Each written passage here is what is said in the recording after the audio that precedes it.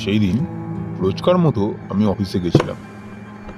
হঠাৎ দেখি আমাদের বস আমাদের কাছে এসে ছুটির ঘোষণা করে। এই শুনে সবার মুখে বেশ একগাল হাসি ফুটে ওঠে।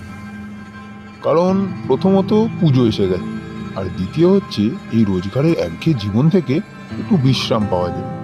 এই বলে বস চলে যায়। তারপরেই অফিসের আমার বন্ধু আকাশকে দেখি গাল ভর্তি হাসি নিয়ে আমার দিকে এগিয়ে আসছে। সে এসে আমাকে বলল, কি বন্ধু, ছুটি তো পড়ে গেল, এবার খুশি তো? খুশি, অবশ্যই খুশি। শুধু এবার পুজোর বোনাসটা ঠিক টাইমে ঢুকে গেলেই হলো। হ্যাঁ, সে না হয় ঢুকে যাবে, কিন্তু তোর কি কিছু মনে আছে? কিসের কথা বলছিস বলতো? ঠিক মনে পড়ছে না তো। জানতাম তুই ভুলে মেরে দিবি।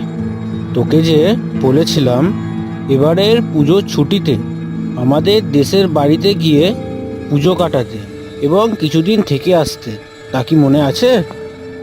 ইস রে ভাই, কিচ্ছু মনে করিস না। জানিসই তো কাজের কেমন চাপ ছিল। তুই চিন্তা করিস না, এবছর আমি নিশ্চয়ই যাব। আচ্ছা, আমি তো আজ বেরিয়ে যাব, তুই তাহলে কবে যাবি বল? আমি তবে কাল সব কাজ মিটিয়ে পরশু সকাল সকাল রওনা দেব। তবে সকাল সকাল বেরিয়ে যাস কিন্তু, তবেই ওখানে অন্ধকার হবার আগে ঢুকে যেতে পারবি। সে না হয় আমি ঠিক টাইমে ঢুকে যাব। তবে তোর দেশের বাড়ির ঠিকানাটা একটু বল তো। আচ্ছা, তাহলে শোন ভালো করে। এখান থেকে সকাল 7টার ট্রেন তোকে সোজা নীলতরি নামাবে বিকেল 5টায়। আর নীলতরি নেবে স্টেশনের বাইরে থেকে তুই কিছু না কিছু রিক্সা পেয়ে যাবি। তাকে বলবি নীলতরি গ্রামের গিরিশ চাটুর্যের বাড়ি যাব। যে কেউ এক কথায় চিনে যাবে। আর মনে থাকে যেন, সেই সকাল 7টার ট্রেন মিস করলে আবার কিন্তু সেই সন্ধে 6টায় ট্রেন। না না, আমি সকাল 7টার ট্রেনেই যাব। আচ্ছা, তবে নীলতরি নেবে আমায় একটা ফোন করে দিস, আমি তোকে নিতে চলে যাব। সেই কথা মতোই আমি আগের দিন সব কাজ মিটিয়ে পরশু সকাল সকাল 7টার ট্রেন ধরে নীলতরি গ্রামের উদ্দেশ্যে রওনা দিই।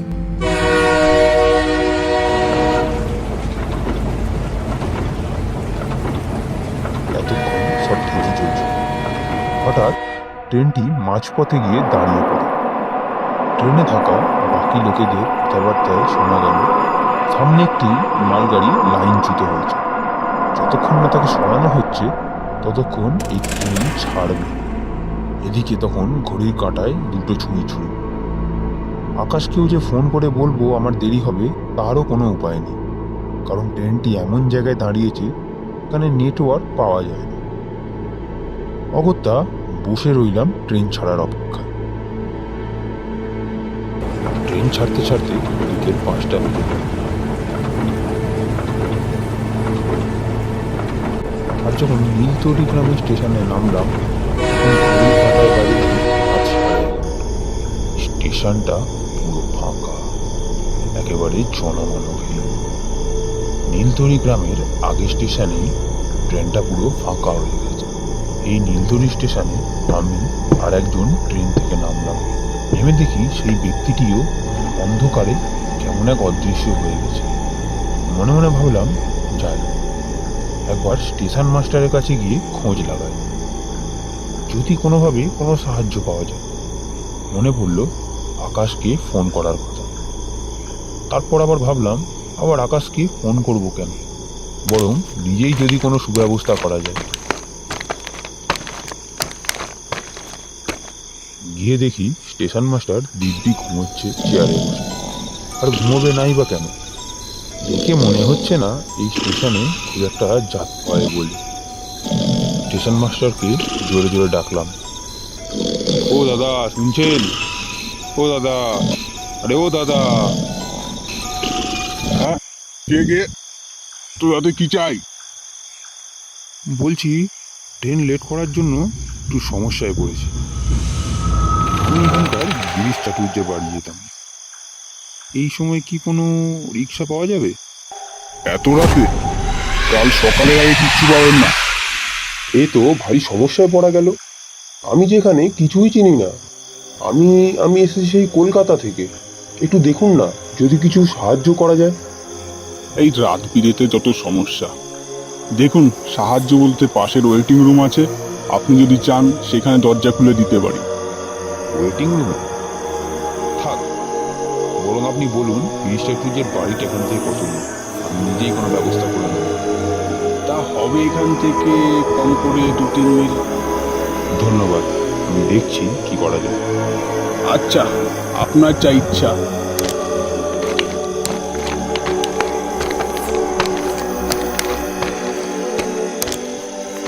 স্টেশন মাস্টারকে বলে তো এলাম কোনো একটা ব্যবস্থা করে নেব, কিন্তু এখানে তো একটা জনমানবও দেখতে পাচ্ছি না। ভারী বিপদে পড়া গেল। কিন্তু আবার স্টেশনে ঘুমানোরও যে অভ্যেস নেই, কি করি এবার? ইতিমধ্যে কোথা থেকে একজন লোক, যার গায়ে সাদা চাদর দিয়ে ঢাকা, ঠিক আমার সামনে এসে হাজির হল আর বলল, কি দাদা বাবু, চাটুর্যে বাড়ি যাবেন নাকি? আমার রিক্সা আছে, পৌঁছে দিতে পারি। বলুন, যাবেন নাকি? হঠাৎ এই দৃশ্য দেখে আমি লোকটির থেকে 3-4 হাত লাফিয়ে সরে যাই আর বলি, কে তুমি? আর কি করেই বা জানলে আমি চাটুর্যে বাড়ি যাব?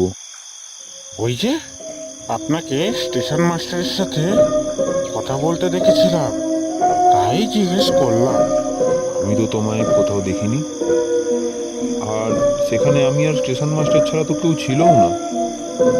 আমি তো সেখানেই ছিলাম, অন্ধকারে হয়তো খেয়াল করেননি আপনি।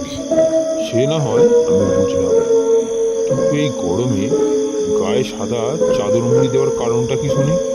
কি বলছেন দাদা বাবু, এদিকে ভালোই ঠান্ডা পড়েছে। তার এই কথাটি বলার সাথে সাথে সত্যি চারিদিকে যেন কেমন এক ঠান্ডা আবহাওয়া খেলে গেল। এবার আমারও কেমন যেন একটু একটু ঠান্ডা লাগতে শুরু করলো। এটা নিয়ে আমি বেশি ভাবলাম না, হয়তো গ্রাম এলাকা, তাই রাতের দিকে একটু ঠান্ডা পড়ে হয়। আর বেশি দেরি করবেন না দাদা বাবু, উঠে পড়ুন। আপনাকে নামিয়ে আমি আবার বাড়ি ফিরবো। সে না হয় আপনার রিস্কায় উঠলাম, কিন্তু কত কি ভাড়া নেবে শুনি? সে না হয় আপনার যা ইচ্ছা আপনি দেবেন। এবার রিক্সায় উঠে বসুন জলদি। কোনো উপায় না পেয়ে রিক্সায় উঠে বসলাম, কিন্তু রিক্সায় ওঠার সময় লোকটির মুখটা দেখার অনেকবার চেষ্টা করলাম, কিন্তু চাদর মুড়ি দিয়ে এমনভাবে ঢাকা যে এই অন্ধকারে কিছু দেখতেই পেলাম না। কাঁচা রাস্তা ধরে অন্ধকারের মধ্যে দিয়ে রিক্সা চলতে লাগলো। আমি কৌতূহলবশত জিজ্ঞেস করলাম, এই অন্ধকারে তোমার পথ চিনতে কোনো অসুবিধা হয় না? না, অসুবিধা কিসে? সেই ছোট থেকে এই পথে রিক্সা চালাচ্ছি। আলো থাকুক বা নাই থাকুক, রাস্তা চিনতে ভুল হবে না। তা বুঝলাম, কিন্তু কত বছর হলো এই রিক্সা চালাচ্ছে? এই আগে জীবিত অবস্থায় 10 বছর, আর এখন মৃত অবস্থায় হবে কিছু 18 বছরের কাছাকাছি হইল। নেশা করেই মাঝরাতে আমাকে তো নক করা হচ্ছে না। আপনার মনে হয় বিশ্বাস হচ্ছে না? তাহলে এই দেখুন। হঠাৎ দেখি লোকটি রিক্সা চালাতে চালাতে তার মাথাটা এটা পিছনে আমার দিকে ঘুরিয়ে দেয় আর বলে, দাদা বাবু, এবার বিশ্বাস হচ্ছে? রিক্সা থামাও, থামাও রিক্সা, নামবো আমি। এ রিক্সা যে আর থামবে না বাবু। ছেড়ে দাও, ছেড়ে দাও, আমি তোমার কি ক্ষতি করেছি? কিন্তু সেই রিক্সাওয়ালা আমার কোনো কথার উত্তর দেয় না, আর দ্রুত মনে রিক্সা চালাতে থাকে। হঠাৎ রিক্সা খুব দ্রুত চালাচ্ছে, মনে হলো রিক্সার চাকা যেন মাটি কমবে, আমি যেন শূন্যে ভাসি। আমি চিল্লাতে থাকি। আমার মনে হলো এই রিক্সায় যদি আমি আর কিছুক্ষণ থাকি তাহলে আমার মৃত্যু নিঘাত হবেই। একটু সাহস জুগিয়ে আমি রিক্সা থেকে ঝাঁপ দিলাম। ব্যাস, তারপর সব কিছু শান্ত। এরপর আমার কিছুই মনে নেই। আমার যখন জ্ঞান ফেরে আমি নিজেকে দেখি আকাশের বাড়ি। আমায় ঘিরে দাঁড়িয়ে আছে আকাশের বাবা গিরিশ চ্যাটার্জি। আমি কোথায়? আমার সাথে কি হয়েছে? তোকে আজ সকালে আমাদের গ্রামের জেলেরা মাছ ধরতে যাওয়ার সময় গ্রামের শেষ প্রান্তে পড়ে থাকতে দেখে এবং তারপর আমরা গিয়ে তোকে তুলে আনি। কাল রাতে তোমাদের সাথে কি ঘটেছিল? কাল রাতে আমার সাথে হওয়ার সব ঘটনা আমি তাদের খুলে বলি।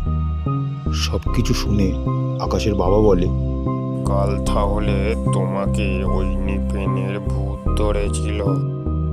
নিপেন? এই নিপেনটা কে কাকাবাবু? 20 বছর আগেকার ঘটনা। নিপেন রিক্সাওয়ালা রোজকার মতো নিজের শেষ যাত্রী নিয়ে বাড়ি ফিরছিল। কাঁচা রাস্তা হওয়ার কারণে রিক্সার একটা চাকা ভেঙে যায় আর যাত্রী সমেত নিপেন পাশের ডুবায় পড়ে মারা যায়। তারপর থেকে গভীর রাতের যে কোনো যাত্রী ওই নিপেনের কবলে পড়ে। তা তোমার সাহস আছে বাবা, তুমি বেঁচে ফিরেছো। এর আগেও ঠিক 2 জনের মৃত শরীর উদ্ধার করা হয়েছে। তুমি হয়তো সাহস করে রিক্সা থেকে জাপ মেরেছিলে বলে বেশি আসো। এইসব শুনে ভয়ে আমি কি করব আমি কিছুই বুঝতে পারি না। এই ছিল আমার সাধারণ জীবনের এক অসাধারণ ঘটনা। তাহলে বন্ধুরা, এবারেও কি তোমরা বলবে ভূত প্রেত বলে কিছু হয় না?